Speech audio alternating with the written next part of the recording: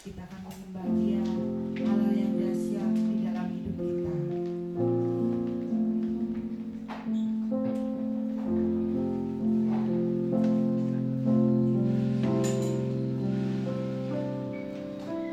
Betapa dahsyat Engkau Tuhan, Pencipta segala yang ada.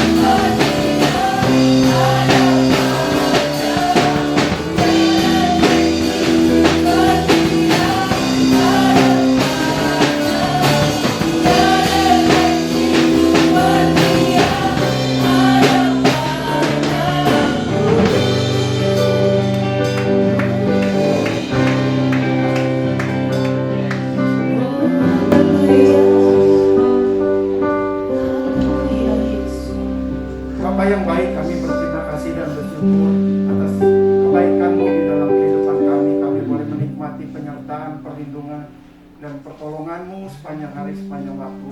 Dan hari ini kami membuka hati kami untuk kami mengangkat suara kami di hadapan-Mu, memuji dan menyenangkan hati-Mu ya Bapa.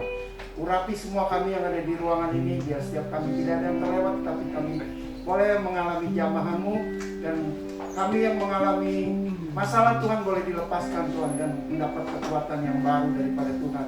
Terima kasih Bapa, kami menyerahkan seluruh ibadah ini sampai akhirnya ke dalam tangan-Mu. Di dalam nama Yesus kami berdoa dan mengucap syukur. Amin. Amin. Haleluya, puji Tuhan. Semua siap untuk bersuka cita, semua siap untuk memuji Tuhan. Kita akan mengangkat hati kita karena kita tahu hanya kita alasan satu-satunya.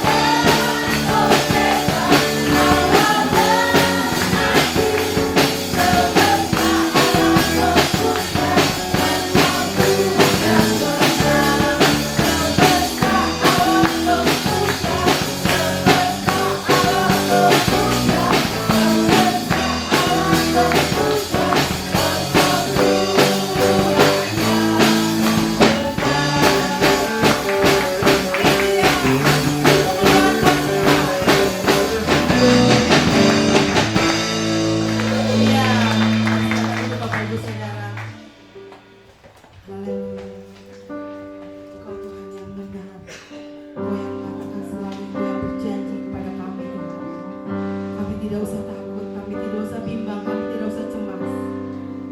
Haleluya. Terima kasih Tuhan.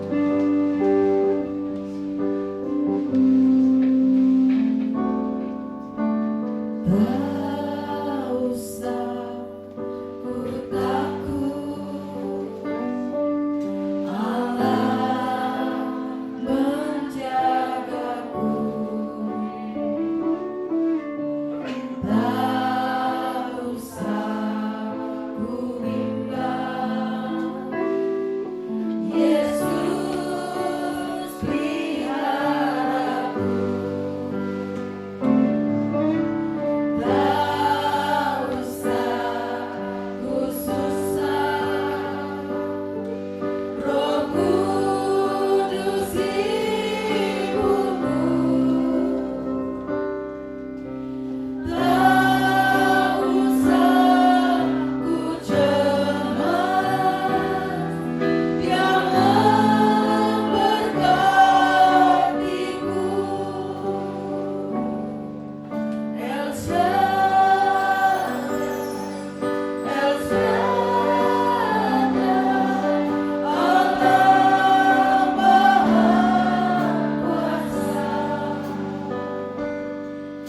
Dia besar, Dia besar, El Shaddai mulia, El Shaddai, El Shaddai, Allah Maha Kuasa. Berkatnya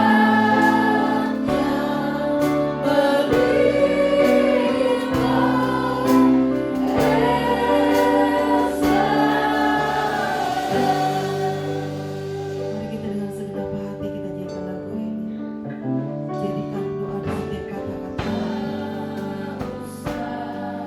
Ku takut, Allah menjagaku. Tak usah ku bimbang, Yesus peliharaku. Tak usah ku susah, Roh Kudus ibuku. Tak usah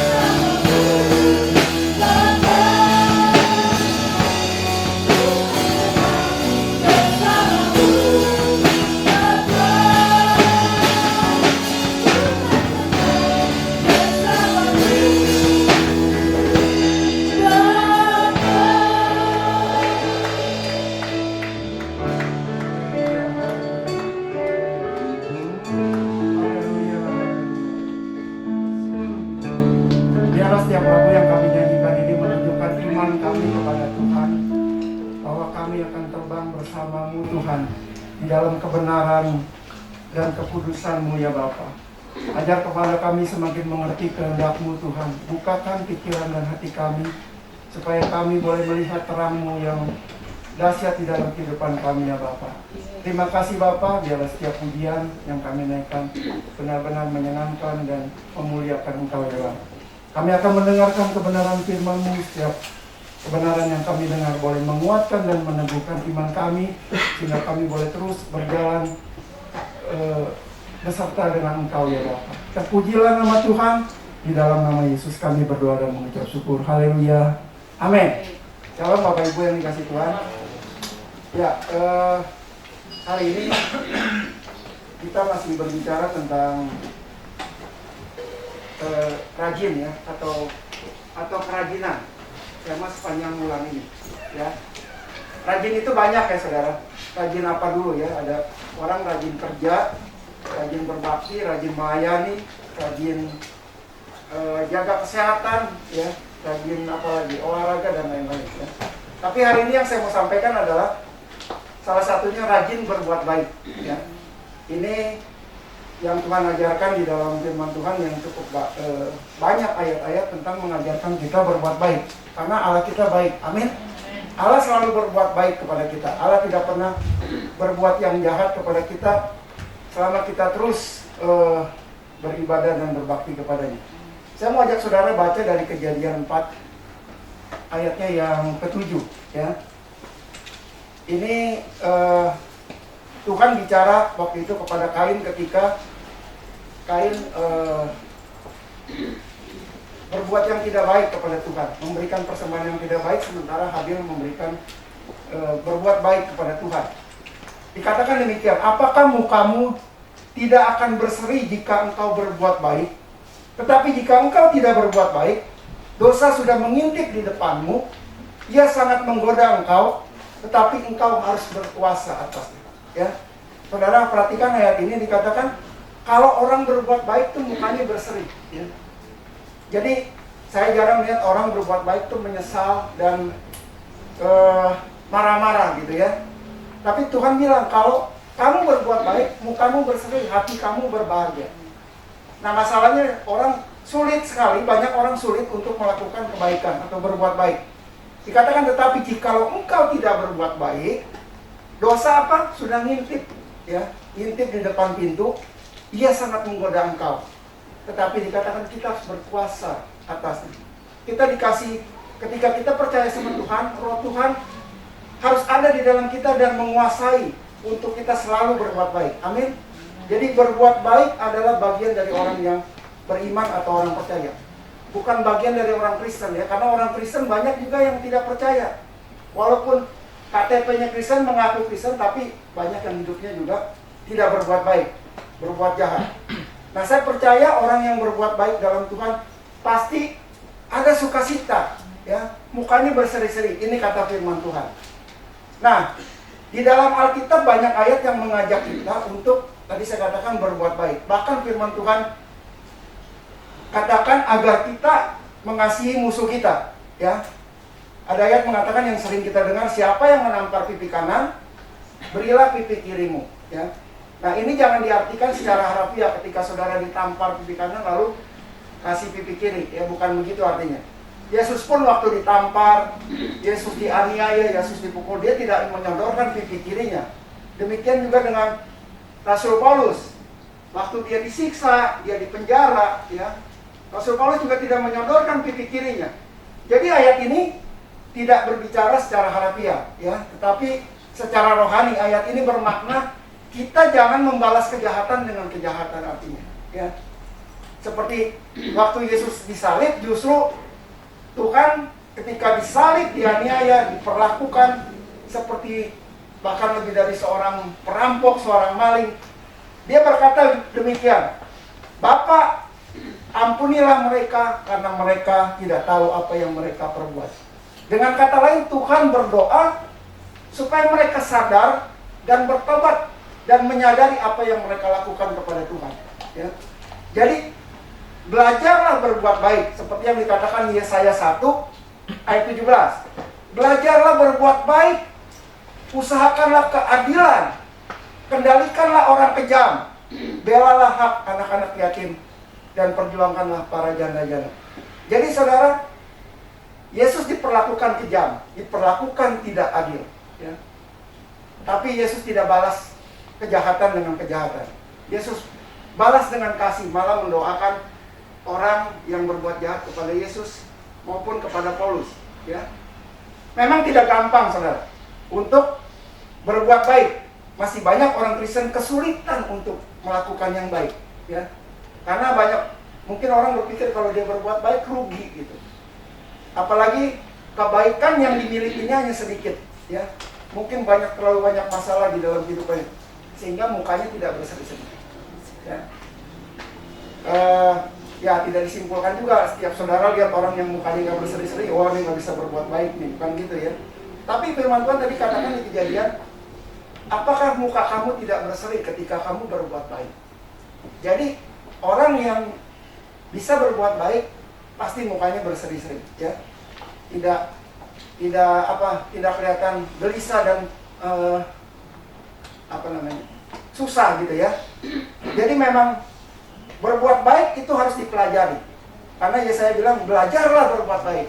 Kalau nggak dipelajari itu akan sulit. Yang belajar pun masih banyak yang sulit. Kelihatannya gampang berbuat baik, tapi sulit dilakukan.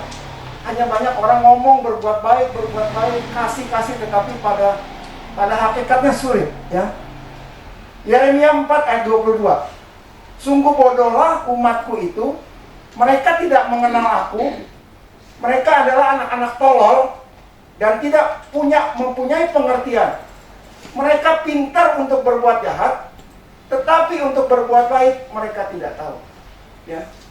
Saudara, berbuat jahat nggak usah dipelajari, orang bisa dengan secara alami. Tapi berbuat baik harus dipelajari, ya. Harus belajar berbuat baik. Dikatakan sebagai umat, tapi tidak mengenal Allahnya, tidak mengenal Tuhannya. Mereka dikatakan anak-anak tolol, tidak pengertian. Mungkin ke gerejanya rajin, tapi nggak bisa berbuat baik. Mungkin ibadahnya rajin, hanya sekedar beribadah, tetapi tidak tahu bagaimana caranya melakukan kebaikan seperti yang Tuhan ajarkan. Dikatakan mereka tidak mengenal Tuhan walaupun dia beribadah, ya. Diumpamakan sebagai anak-anak yang tolol, yang tidak mengerti berbuat baik gimana. Jadi kekristenan yang sesungguhnya bukan kekristenan agamawi yang hanya sekedar ke gereja bertahun-tahun tapi hatinya jahat, pikirannya macam-macam, ya. Banyak hal-hal tipu daya di dalam pikirannya. Tetapi betul-betul beriman kepada Tuhan, bukan secara agamawi, ya. Hanya rutinitas ke gereja tetapi tidak menikmati kuasa ibadah itu sendiri. Dia tidak mengalami apa-apa selama ke gereja, malah banyak masalah karena tidak bisa menikmati Tuhan di dalam hidupnya. Jadi tidak semua orang Kristen itu beriman, ya. Orang Kristen kepada Tuhan, tetapi orang beriman kita bisa lihat dari perbuatan-perbuatannya, ya. Perbuatan-perbuatannya pasti perbuatan-perbuatan baik kalau dia betul-betul beriman kepada Tuhan. Nah, apa bedanya orang Kristen dengan orang beriman atau orang percaya? Orang percaya itu rajin beribadah dan mengalami Tuhan di dalam hidupnya. Orang Kristen itu malas beribadah, ya. Hanya ingin tidur-tidur di rumah, main-main, jalan-jalan dan lain sebagainya. Orang percaya itu disertai perbuatan baik. Orang Kristen itu malas berbuat baik. Orang percaya itu jadi berkat bagi banyak orang. Orang Kristen itu belum tentu. Bagaimana mau jadi berkat bagi banyak orang? Musuh di mana-mana, hidupnya nggak lurus, susah diajak kerjasama. Banyak tipu daya di dalam hati dan pikirannya, ya. Jadi orang Kristen itu harus selalu berbuat baik kepada semua orang. Amin. Seperti yang dikatakan di dalam Galatia 6 ayat 9 dan 10. Ya maaf ya, saya agak padat karena waktunya terbatas, ya. Galatia 6 ayat 9 dan 10. Dikatakan janganlah kita jemu-jemu berbuat baik. Karena apabila sudah datang waktunya, kita akan menuai jika kita tidak menjadi lemah. Ayat 10. Karena itu selama masih ada kesempatan bagi kita, marilah kita berbuat baik kepada semua orang, tetapi terutama pada kawan-kawan kita seiman. Ya. Nah, banyak orang bertanya, kenapa kau berbuat baik terutama kepada kawan-kawan kita seiman? Karena memang komunitas kita ini komunitas orang-orang beriman yang sering ketemu di dalam gereja setiap minggu. Yang di luar sana, ya menjadi nomor 2 gitu ya, karena kita nggak tahu mereka siapa dan mereka ada di mana. Ya.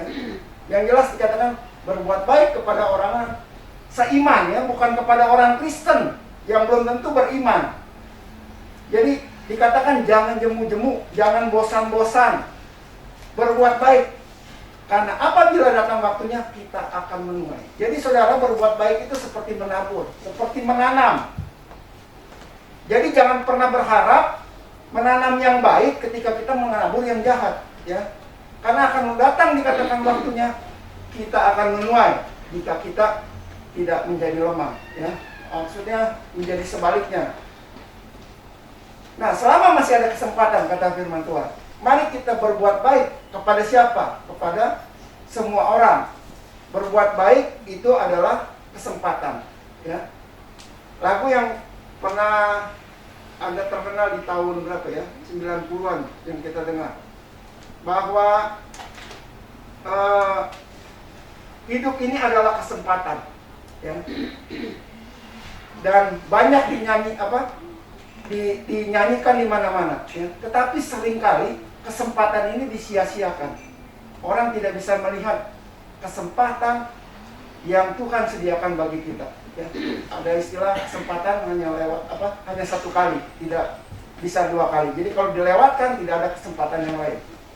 Nah, banyak orang senang menyanyikan lagu, bahkan suaranya paling keras kalau di gereja, seperti angkat tangan, wah berapi-api, tapi hidupnya nggak jadi berkat, ya. Masih kesulitan, masih susah untuk melakukan hal-hal yang baik. Jadi kalau Tuhan kasih kesempatan, kasih kesehatan, kasih berkat, masih kasih kekuatan, ya, mari kita berbuat baik, ya, jangan disia-siakan. Ini kesempatan kita berbuat baik kepada sesama dan berbuat baik kepada Tuhan. Berbuat baik adalah sebuah kesempatan. Dikatakan bahwa orang Kristen terus belajar, cari tahu bagaimana caranya berbuat baik tanpa pamrih, dengan cuma-cuma, ya, tanpa minta balasan. Karena teman-teman bilang, kalau kita berbuat baik kita minta balasan, apa bedanya kita dengan orang dunia? Nggak ada bedanya. Kelebihan orang Kristen, orang percaya, ketika kita berbuat baik tanpa meminta imbalan atau balasan. Tapi sayangnya banyak orang Kristen kesulitan berbuat baik, bahkan menjadi orang jahat di dalam gereja, ya. Banyak saudara, ya, kita tidak tahu, banyak orang ke gereja tapi melakukan jahat. Bahkan ada seorang hamba Tuhan melakukan kejahatan, ya, sehingga dipenjara. Pernah ada beberapa pendeta di penjara, padahal dia seorang terkenal, ya, tapi melakukan hal-hal yang memalukan nama Tuhan. Nah, saudara, saya seumur hidup baru sekali melayani di penjara, ya. Dan di penjara itu banyak orang Kristen. Namanya nama-nama dari Alkitab, Yohanes, Markus, itu ada. Tapi mereka melakukan kejahatan, ya, mengedarkan narkoba, membunuh orang, ya, seperti kejadian yang baru-baru ini, ya, yang dihukum. Itu orang Kristen, nama-nama Kristen semua. Tapi pertanyaannya, apakah mereka orang beriman? Belum tentu, ya. Hanya labelnya Kristen, ke gereja, beribadah, tetapi mereka orang-orang jahat, ya, yang melakukan kejahatan.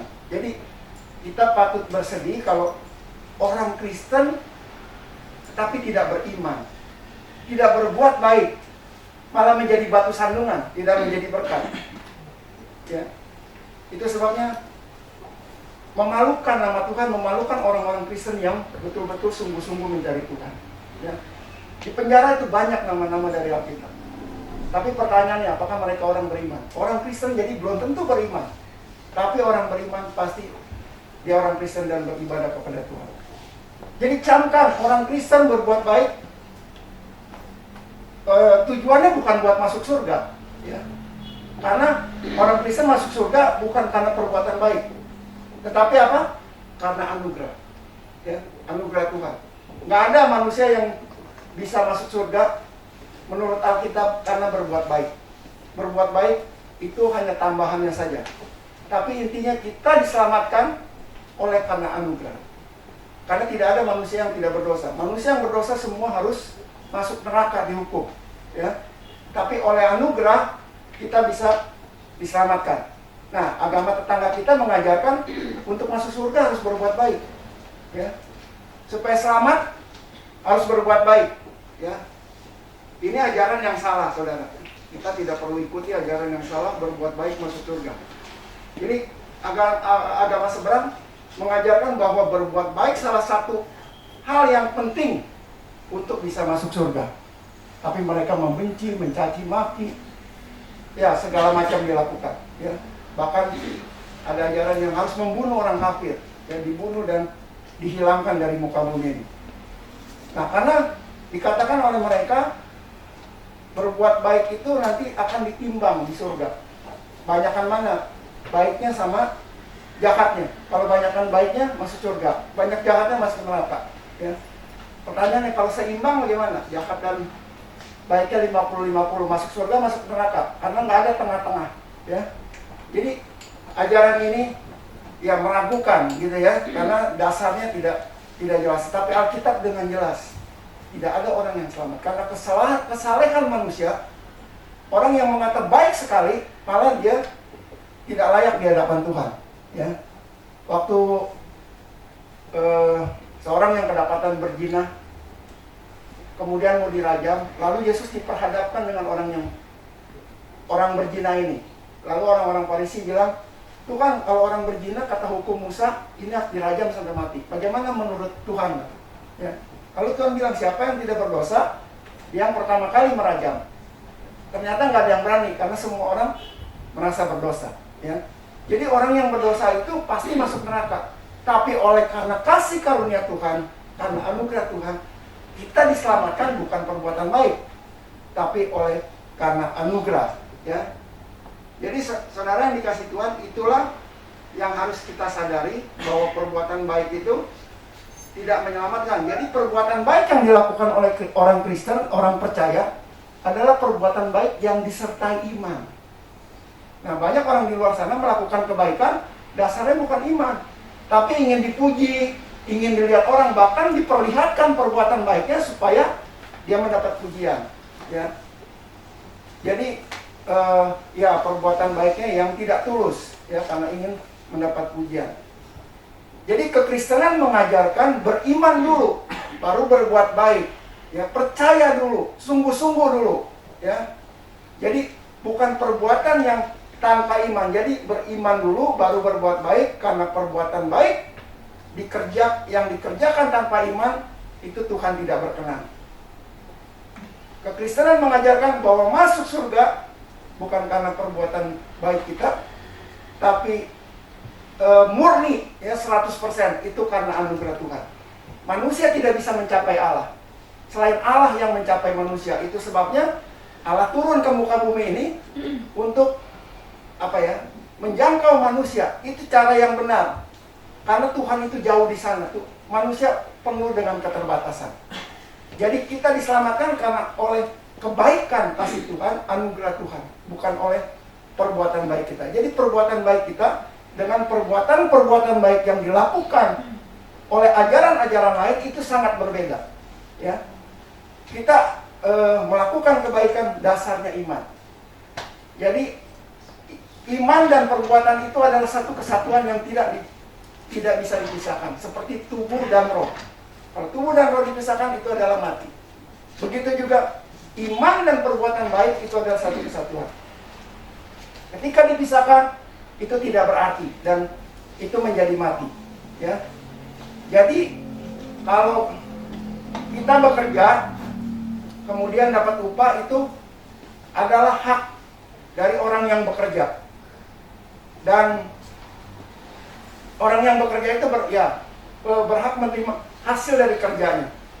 Tapi kalau ada orang tidak bekerja, tahu-tahu dapat upah atau dapat uang, itu namanya anugerah. Nah, ini yang dilakukan oleh Tuhan kepada kita. kita tidak mengerjakan apa-apa, kita hidup berdosa, tapi Tuhan turun ke dunia memberikan anugerah kebaikan untuk kita mendapat keselamatan. Ya, jadi keselamatan itu begitu mahal. Ya. Keselamatan itu begitu mahal. Perbuatan baik dan iman itu mahal harganya. Ya. Jadi anugerah yang Tuhan berikan kepada kita tanpa usaha dari manusia. Karena manusia tidak bisa mengusahakan keselamatan. Ya, itu hanya anugerah yang kita terima dengan cuma-cuma, yang seharusnya kita tidak pantas menerimanya.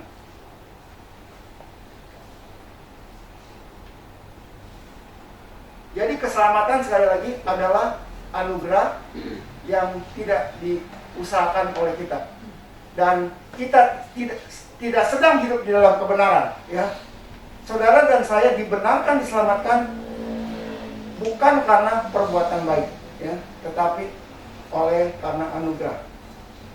Yakobus 2 ayat 10. Sebab barang siapa menuruti hukum Taurat itu tetapi mengabaikan satu bagian daripadanya, ia bersalah terhadap seluruhnya. Ya. Nah saudara, hukum dunia itu atau hukum Taurat itu, ya, mirip-mirip ini. Kalau ya di terjemahan lama ada dulu 10 hukum Tuhan, ya, jangan berzina, jangan membunuh, jangan. Saudara 9 melakukan dengan baik, tapi 1 gagal. Misalnya yang 1 saudara mencuri, itu yang 9 gugur. Ya. Tapi di zaman anugerah tidak demikian. Ya. Kita bersalah di hadapan Tuhan, tetapi ketika kita beriman kepada Tuhan dengan merendahkan diri, maka anugerah yang disertai iman itu akan turun ke kehidupan kita. Nah, firman Tuhan katakan, kalau kamu mau selamat, dengan perbuatan baikmu, kamu harus melakukan seluruh hukum Taurat. Tadi dikatakan, dibilang kalau kita melakukan semua, kita akan selamat. Tetapi kalau 1 gugur, kita tidak bisa selamat. Saya cepat saja lewat ini. Ya, Efesus 2 ayat 8 dikatakan demikian. Efesus 2 ayatnya yang ke-8, bukan 6 ya. Sebab karena kasih karunia kamu apa? Kamu diselamatkan oleh iman. Itu bukan hasil usahamu, tapi itu pemberian Allah. Sekali lagi, sebab karena kasih karunia kamu diselamatkan oleh iman, itu bukan hasil usahamu, tapi pemberian Allah. Ya. Jadi keselamatan itu pemberian Allah. Tanpa Allah memberi, kita tidak bisa selamat. Karena hutang dosa kita begitu banyak dan kita tidak bisa melunasinya. Tanpa Allah sendiri yang melunasi hutang dosa-dosa kita. Jadi jangan berpikir berbuat baik supaya diselamatkan seperti agama-agama lain. Tetapi berimanlah supaya saudara dan saya diselamatkan. Karena ketika kita beriman kepada Tuhan Yesus, Tuhan akan berikan Roh Kudus-Nya ke dalam hati kita. Dan kalau Roh Kudus tinggal di dalam hati kita, Roh Kudus akan mengerjakan pengudusan, hidup terus dekat dengan Tuhan. Ya. Akan timbul buah-buah roh. Dari 9 buah roh itu salah satunya adalah apa? Perbuatan baik. Ya. Perbuatan baik itu salah satu dari 9 buah roh. Ya. Jadi kenapa pertanyaannya orang Kristen harus berbuat baik? Yang pertama, bukti iman percaya kita kepada Tuhan. Jadi kalau kita bilang kita percaya kepada Tuhan, harus ada buktinya. Jadi orang Kristen yang rajin berbuat baik, bukti imannya percaya kepada Tuhan, bukan yang dilihat oleh manusia, tetapi dilihat oleh Tuhan sendiri. Waktu Samuel mau mengurapi Daud, dari kakak-kakaknya semua tidak ada yang sesuai dengan keinginan Tuhan. Sampai Samuel bingung. Ini Samuel tanya kepada orang tuanya Daud, apakah semua ini anakmu? Oh, ada satu lagi mengembalakan domba. Panggil dia suruh pulang. Begitu Daud pulang dengan penampilannya yang yang rubuh, yang masih kekanak-kanakan, masih polos gitu ya. Lalu Tuhan bilang, ini urapi dia. Ya. Jadi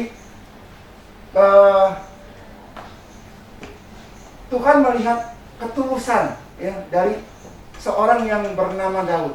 Ketika Tuhan memilih, Tuhan tidak melihat fisiknya. Kakak-kakaknya itu badannya tegap-tegap ya, dan parasnya dikatakan ganteng-ganteng gitu.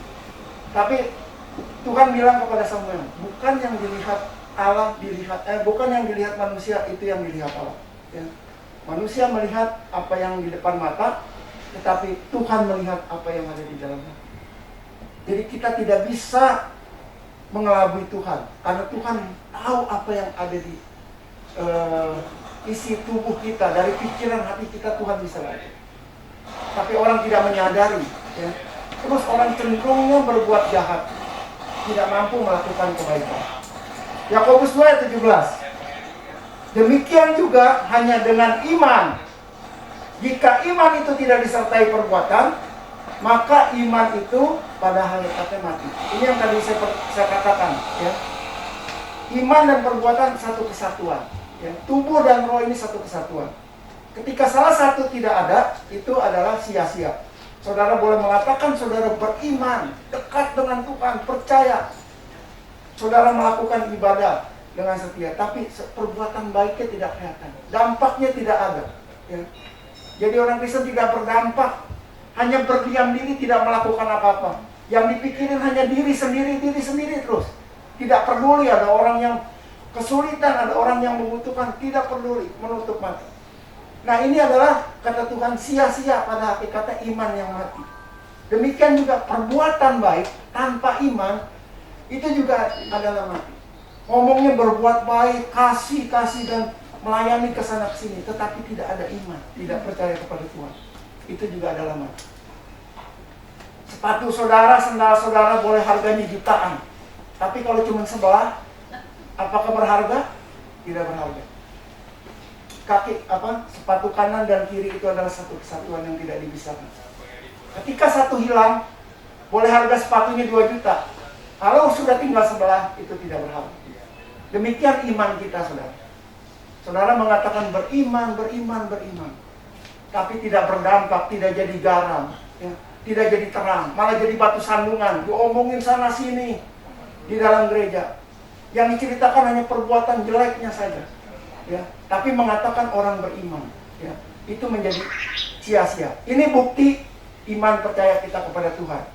Jadi dikatakan tadi, iman tidak disertai dengan perbuatan, maka iman itu pada hakikatnya mati, ya.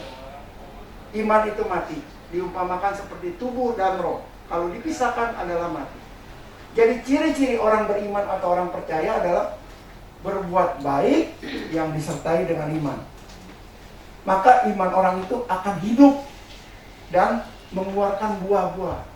Pohon yang hidup, yang bagus, enak dipandang, apalagi kalau dia mengeluarkan buah-buah. Ya.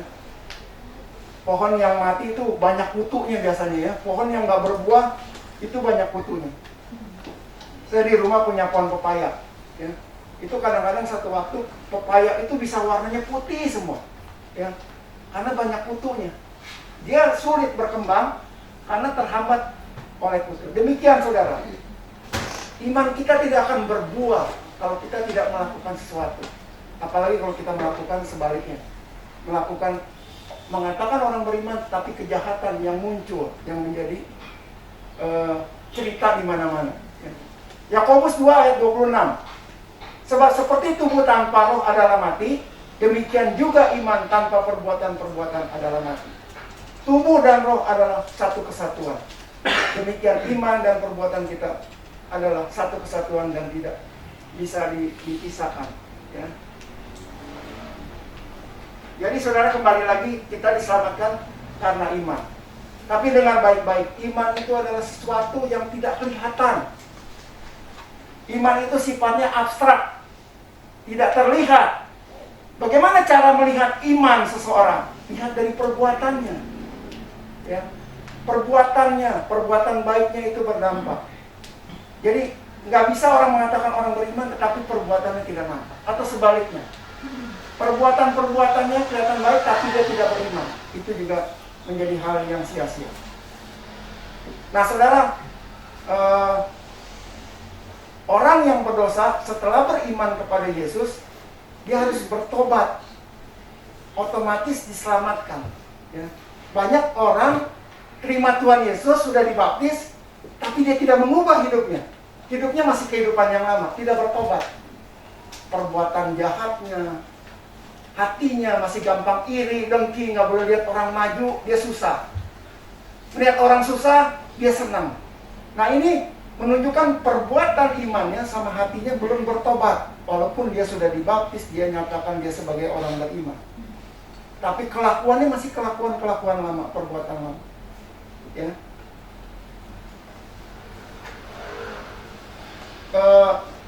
Ya, orang yang sudah bertobat otomatis lalu dia berbuat baik. Apa yang membuat dia diselamatkan? Perbuatan baiknya atau pertobatannya? Tentu pertobatannya. Ya. Jadi orang berbuat baik harus disertai pertobatan. Bertobat artinya tidak mengulangi lagi perbuatan-perbuatan yang tidak baiknya. Ya. Jadi kalau ada orang bilang saya sudah selamat, tapi perbuatan baiknya masih amburadul. Ya. Utang sana, utang sini, nggak pernah bayar, tipu sana, tipu sini, ya. Bohongin orang sana sini. Kalau ada orang maju dideketin supaya dia bisa dapatkan ya hartanya dan lain-lainnya. Ya. Tipu daya, memperdaya orang supaya bisa diambil hartanya. Tidak berlaku adil. Ya. Bilangnya sudah bertobat, sudah setia ke gereja, tapi durhaka sama orang tua. Ya. Masih ribut sana sini, musuh di mana-mana, hutang di mana-mana, ya. Kalau disuruh bayar pura-pura lupa, ya. Itu namanya omong kosong, ya. Pertobatan yang omong kosong.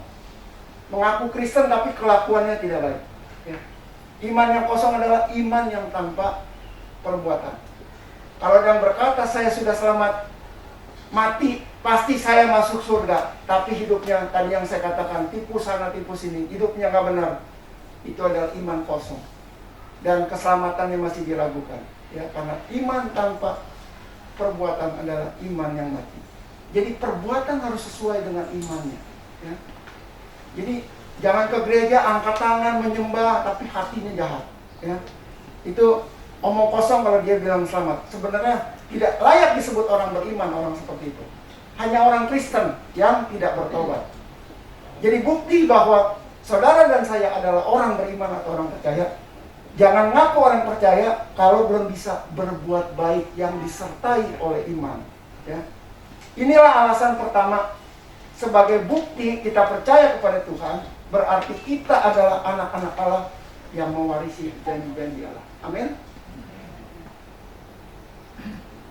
Yang berikutnya adalah mengapa orang Kristen harus berbuat baik agar ada damai di hati, ada kebahagiaan. Orang yang hidupnya tidak damai, ya, tidak damai, itu pasti tidak bisa berbuat baik. Seperti tadi kejadian yang pertama. Kain itu hatinya nggak damai. Ketika lihat persembahan adiknya diterima, dia tidak diterima. Karena memang di hatinya udah ada akar kejahatan. Ya. Jadi orang yang tidak bisa berbuat baik tidak ada kedamaian di dalam hatinya. Ya. Hanya orang yang rajin berbuat baik itu ada damai di hati. Kisah 20 ayat 35. Kisah Rasul 20. Saya mau ambil bagian yang terakhirnya aja. Adalah lebih berbahagia memberi daripada menerima. Artinya lebih berbahagia berbuat baik daripada kita menerima kebaikan. Ya. Berbahagia. Jadi orang yang saudara, orang dunia aja saya lihat ada di video, ya. Itu di daerah Jawa Tengah atau Jawa Timur. Dia kerjanya nangkepin orang-orang gila di pinggir jalan. Dan ketika dia pulangkan ke orang tuanya, orang-orang gila yang sekian lama terpisah dengan keluarga, itu punya kesenangan tersendiri. Dia punya kesenangan tersendiri yang nggak bisa dinilai dengan uang atau harta apapun. Ya. Punya kebahagiaan tersendiri. Jadi ayat ini tidak salah mengatakan adalah lebih berbahagia memberi daripada menerima. Yesaya 48 ayat 18. Sekiranya engkau memperhatikan perintah-perintahku, maka damai sejahteraku akan seperti sungai yang tidak pernah kering. Dan kebahagiaanmu akan terus berlimpah seperti gelombang-gelombang laut yang tidak pernah berhenti. Ini adalah janji Tuhan, saudara. Ya. Kalau kita memperhatikan perintah-perintah Tuhan dan kita lakukan dengan tulus, dengan kebaikan, dikatakan damai sejahtera di hati ini. Seperti sungai yang tidak pernah kering. Sungai itu akan mengalirkan air-air yang segar, yang menyegarkan hati. Dan dikatakan kebahagiaanmu terus berlimpah seperti gelombang laut yang tidak pernah berhenti. Ini perkataan Tuhan yang luar biasa. Dulu ada seorang pendeta almarhum di Cianjur pernah menyanyikan lagu Kasih Yesus indah dalam hidupku, menghiasi hati dan jiwaku, ku tak dapat hidup tanpa kasih-Mu. Pegang tanganku sepanjang jalanku. Kasih Yesus mengalir dalamku seperti sungai yang tidak pernah kering. Kasih Yesus membebat hatiku, dalam kasih-Mu ku merasa kering. Ini perkara yang luar biasa, saudara, yang harus kita cermati, kita camkan kata firman Tuhan. Jangan pernah saudara berpikir saudara berbuat baik itu tidak akan menuai. Apa yang saudara tanamkan itu saudara pasti tuai. Baik yang baik, baik yang jahat. Saudara menanam yang jahat, saudara tuai yang jahat. Saudara menanam yang baik, saudara tuai yang baik. Ini adalah janji Tuhan, adalah hukum tabur tuai. Saudara, kita hidup tidak lama di dunia ini. Ngapain kita jadi orang serakah yang terus mau menerima, mengambil hak orang lain, tapi tidak pernah memberi. Tidak pernah ada rekam jejaknya memberi, tapi mengambil terus. Jangan tipu daya dengan perkataan-perkataan yang manis, tapi isinya banyak racun dan membahayakan orang. Saudara, ayat tadi mengatakan orang yang taat firman, taat perintah-perintah Tuhan, hidupnya akan berbahagia. Ini adalah janji Tuhan, orang yang berbuat baik, hidupnya akan selalu disenangkan oleh Tuhan. Karena Tuhan kita Tuhan yang baik. Amin. Tuhan tidak pernah merancangkan kecelakaan kepada kita. Tuhan selalu merancangkan damai sejahtera. Sebaliknya, orang yang berbuat dosa tidak akan pernah ada damai di hati. Hidupnya susah kesian, saudara. Dia diperbudak, diperhamba oleh dosa. Karena yang di otaknya itu adalah harta. Dan menghalalkan segala cara untuk mengambil harta orang. Orang yang tidak ada damai di hati, orang yang berbuat jahat, itu hidupnya dalam ketakutan, kecemasan, ya. Nggak tahu masa depannya seperti apa. Tidak ada gairah hidup, ya.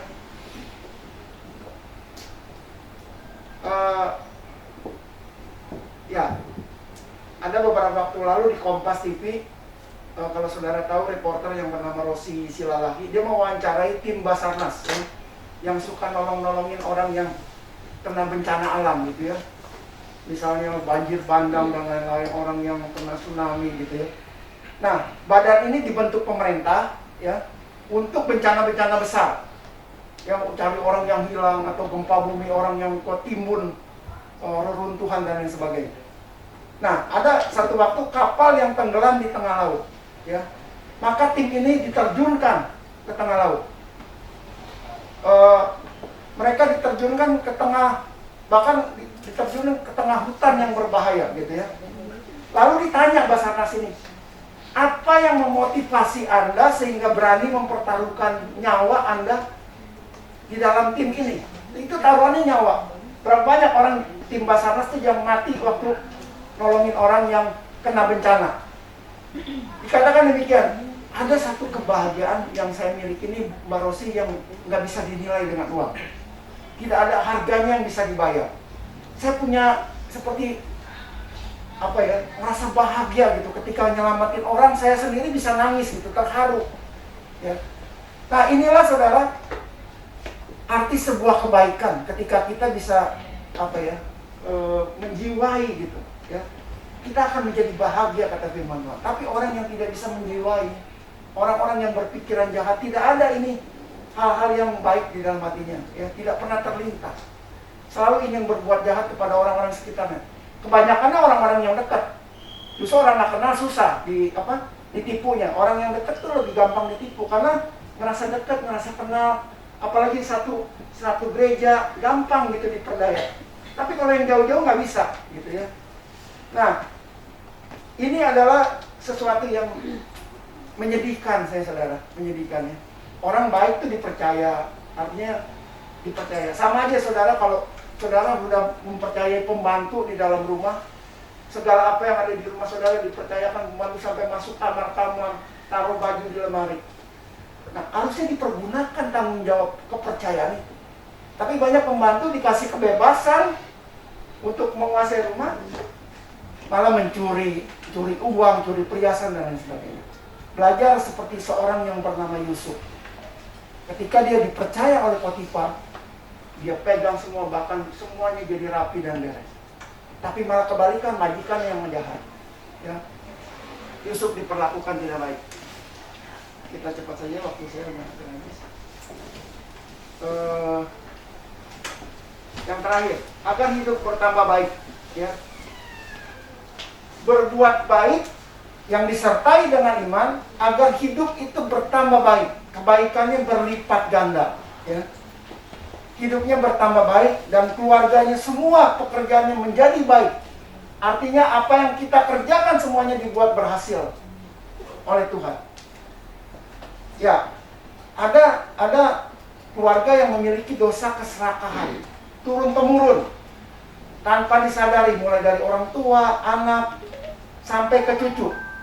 Belum tahu ya turunan yang berikutnya, buyutnya, ya. Hidupnya dalam dosa keserakahan dan Tuhan menghukum keluarga ini. Hubungan keluarga dengan satu yang lainnya tidak beres juga, ya. Durhaka sama orang tua. Nah, saudara, kita perlu ingat bahwa satu waktu keluarga ini akan menuai, ya. Dalam KBBI, dalam Kamus Bahasa Indonesia, serakah itu artinya selalu ingin memiliki lebih dari yang dimiliki dengan menghalalkan segala cara, atau ada arti lainnya loba, tamak, rakus. Orang yang serakah biasanya jarang memberi, jarang memberi dan memberinya nggak kedengaran. Yang lebih banyak kedengarannya keserakahannya, kejahatan-kejahatannya. Nah, firman Tuhan katakan, tadi dikatakan berilah maka kamu akan diberi. Itu dikatakan di Lukas 6 ayat 36, ya. Bukan orang yang serakah diberkati, tapi orang yang suka memberi. Ya, bukan orang yang suka mengambil yang diberkati, tapi orang yang suka memberi. Dikatakan jangan kamu berbuat baik, karena pada saatnya kamu akan menuai. Itu adalah hukum Tuhan yang sifatnya pasti dan tidak bisa tidak. Kalau kita menabur, pasti kita menuai. Itu adalah satu kepastian. Kalau menabur 1 biji jagung, saudara akan menuai ribuan biji jagung, ya. Kalau kita berbuat baik, firman Tuhan mengatakan di dalam Markus, kita akan menuai 30 kali lipat, 60 kali lipat, 100 kali lipat, ya. Saudara akan tercengang-cengang ketika saudara menabur dengan iman, menabur dengan banyak kebaikan. Oleh sebab itu, orang Kristen harus selalu belajar menabur, belajar berbuat baik.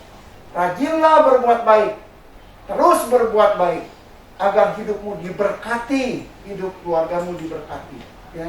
Jangan penuh kepura-puraan. Perbuatan tidak berdampak pada perbuatan baik tadi dikatakan tidak berdampak kepada keselamatanmu, tetapi berdampak kepada kualitas hidupmu dan keluargamu di bumi, dan berdampak pada kualitas kehidupan keturunanmu di bumi, ya. Nama Tuhan dipermuliakan, nama keluarga kita juga menjadi terang dan jadi berkat, ya. Dikatakan jangan bosan-bosan berbuat baik selagi ada kesempatan. Saudara ada di sini untuk sebuah kesempatan, ya. Saudara bersyukur saudara masih bisa dengar kebenaran firman Tuhan. Ini adalah satu kesempatan. Belajar dari seorang bernama Raja Daud. Walaupun dia berdosa, dia jatuh dalam dosa perzinahan, tapi dia bertobat dan dia mendekatkan diri kepada Tuhan, dan Tuhan mengampuni. Dan dia mengalami hidup berkelimpahan. Dikatakan demikian, dahulu aku muda, sekarang aku menjadi tua. Tetapi tidak pernah kulihat orang benar, orang yang berbuat baik, orang yang beriman, anak cucunya minta-minta roti, atau ya curi sana curi sini. Tetapi tiap hari ia menaruh belas kasihan dan memberi pinjaman, dan anak cucunya menjadi berkat. Amin. Mau anak cucu saudara menjadi berkat? Nah, kalau saudara beriman dan pegang janji Tuhan, Tuhan akan membuka, dikatakan, perbendaharaan yang melimpah. Tuhan akan membuka tingkap-tingkap langit. untuk memberi hujan dari tanahmu pada masanya dan memberkati segala pekerjaanmu. Sehingga engkau memberi pinjaman kepada banyak bangsa, tetapi engkau sendiri tidak pernah meminjam sana sini. Ya. Kita memberi pinjaman, hidup kita menjadi berkat. Orang yang suka pinjam sana sini, itu artinya dia hidupnya tidak diberkati, ya, dan menjadi batu sandungan. Nah, hari ini selama kita masih bisa berbuat baik, masih diberi kesehatan, diberi kekuatan, berbuat baiklah sebanyak-banyaknya. Artinya semakin banyak saudara berbuat baik, semakin banyak saudara menuai. Amin. Kita menuai. Orang yang menanam banyak, menuainya juga banyak. Banyak berbuat baik karena dikatakan apabila sudah datang waktunya, ya, masa menuai itu pasti datang waktunya. Entah itu 6 bulan, entah itu setahun, entah itu 4 bulan, datang waktunya untuk kita menuai. Hidup kita dikatakan seperti sungai yang tidak pernah penuh, seperti gelombang yang tidak pernah berhenti. Itulah janji Tuhan kepada kita sekarang. Amin. Mari kita berdoa. Bapa kami yang di surga, kami boleh mendengar kebenaran firman-Mu pada pagi hari ini. Biarlah kami diberkati oleh firman-Mu, dan firman-Mu boleh terus mengiang-ngiang dalam telinga kami, dan hati kami dibuat menjadi tidak tenang ketika kami tidak berbuat baik, Tuhan. Ketika kami melihat orang yang kesusahan, ketika kami tidak berbuat baik, hati kami tidak tenang, Tuhan. Ajar kepada kami untuk kami tidak menutup mata kami, untuk kami melakukan kebaikan-kebaikan. Biarlah terus Tuhan, firman-Mu kutaruh di dalam hatiku, supaya aku tidak berdosa kepadamu, ya Bapa. Terpujilah nama Tuhan selama-lamanya. Di dalam nama Yesus kami berdoa dan mengucap syukur. Haleluya. Amin. Bapak Ibu minta waktu sebentar. Saya mau mengumumkan tentang Hari Raya Paskah, ya, tanggal 9 April 2023. Ini akan diadakan secara gabungan di Narapak, Bandung, Jalan Ranca Bentang nomor 28, Cimbeluit, ya. Kita akan kumpul di sini sekitar jam 7 hari Minggu, ya. Jadi tidak ada ibadah di tempat ini. Kita akan ibadah di Narapak, ya. Narapak itu Cimbeluitnya terus ke atas. Kalau Bapak Ibu tahu Maksi itu di belakangnya, ya, di belakang Maksi. Nah, pendaftaran dibuka hari ini tanggal 12 Maret dan ditutup tanggal 26 Maret, ya. Perlu diingat bahwa ini jatuhnya kita sedang di bulan Ramadan, ya, jadi bulan puasa. Ada di bulan puasa. Biaya pendaftaran 35.000 per orang, ya. Mungkin saudara bilang, kok mahal sih? Saudara kalau mau tahu, satu porsi di Narapak itu sekitar 185.000, ya. Jadi ini mungkin sekitar hanya berapa persen, ya? 20% kali, ya, kurang lebih, ya. Nah, jadi kalau saudara Bapak Ibu mau ikut Hari Raya Paskah di Narapak, harus daftar dari hari ini dan ditutup tanggal 26. Per orang 35.000. Nah, anak yang berusia di bawah 3 tahun itu gratis, ya. Tidak perlu bayar, tidak perlu daftar. Pendaftaran bisa diambil atau nanti di belakang sama Pak Beben atau dengan saudara Guan, ya. Bisa minta ininya, formulirnya saudara boleh isi, ya, untuk pendaftaran Paskah. Nah, Jumat Agungnya kita ada ibadah di sini jam 8, hanya satu kali ibadah, jam 8. Kalau hari Minggu ini jam 7 dan jam 9. Tapi Jumat Agungnya kita adakan ibadah satu kali jam 8, ya. Perlu diingat dan dicatat. Nanti mungkin masih ada waktu-waktu minggu depan akan diumumkan lagi, ya.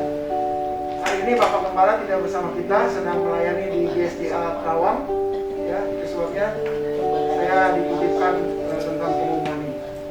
Kiranya itu saja pengumuman. Terima kasih, Tuhan memberkati. Mari kita bangkit berdiri. Kita akan tutup ibadah kita pada pagi hari. Bapak, sekali lagi kami datang kepadamu mengucap syukur dan terima kasih kalau kami boleh terus menikmati kebaikan Tuhan, kebenaran-kebenaran Tuhan. Kami masih diberi kesehatan untuk kami memuji Tuhan dengan ketulusan. Kami sungguh-sungguh mencari wajah Tuhan untuk kami dibenarkan, kami menikmati anugerah-anugerah keselamatan. Jangan kami sampai terlewat tidak menikmati apa yang Tuhan sediakan bagi kami. Ajar kepada kami Tuhan, supaya kami belajar berbuat kebaikan-kebaikan. Untuk kebaikan kami boleh dinikmati oleh orang-orang yang belum mengenal Tuhan, sehingga nama Tuhan dipermuliakan dan dibesarkan. Terpujilah nama Tuhan. Sebentar kami akan berpisah satu dengan yang lain. Tuhan berkati kami ketika kami sepanjang minggu ada di luar sana. Bagi kami yang bekerja, Tuhan berkati pekerjaan kami. Yang berdagang, Tuhan berkati dagangan kami ya. Anak-anak kami yang sekolah, Tuhan berkati mereka, beri hikmat dan akal budi supaya mendapatkan nilai-nilai yang sesuai dengan apa yang dicapainya ya Bapak. Terima kasih Tuhan. Sekali lagi kami mau mengandalkan Tuhan di sepanjang kehidupan kami, agar kehidupan kami terus boleh mengalirkan perbuatan-perbuatan baik pada orang-orang di sekitar kami ya Bapak. Terpujilah nama Tuhan. Di dalam nama Yesus kami berdoa dan mengucap syukur. Mari kita mengangkat tangan kita di hadapan Tuhan supaya berkat-berkat kesehatan, berkat kekuatan, berkat-berkat kesembuhan boleh kita terima dari Tuhan. Haleluya. Haleluya. Tuhan memberkati engkau dan melindungi engkau. Tuhan menyinari engkau dengan wajahnya dan memberi engkau kasih karunia. Tuhan menghadapkan wajahnya kepada engkau dan memberi engkau damai sejahtera. Saudara-saudaraku yang kekasih, terimalah berkat dari Allah Bapa, kasih sayang dari Tuhan kita Yesus Kristus, dan penyertaan dari Roh Kudus akan menyertai kita mulai saat ini sampai Tuhan datang kali yang kedua. Maranatha. Tuhan memberkati. Haleluya. Yang percaya sama-sama katakan amin. Selamat pulang, Tuhan memberkati.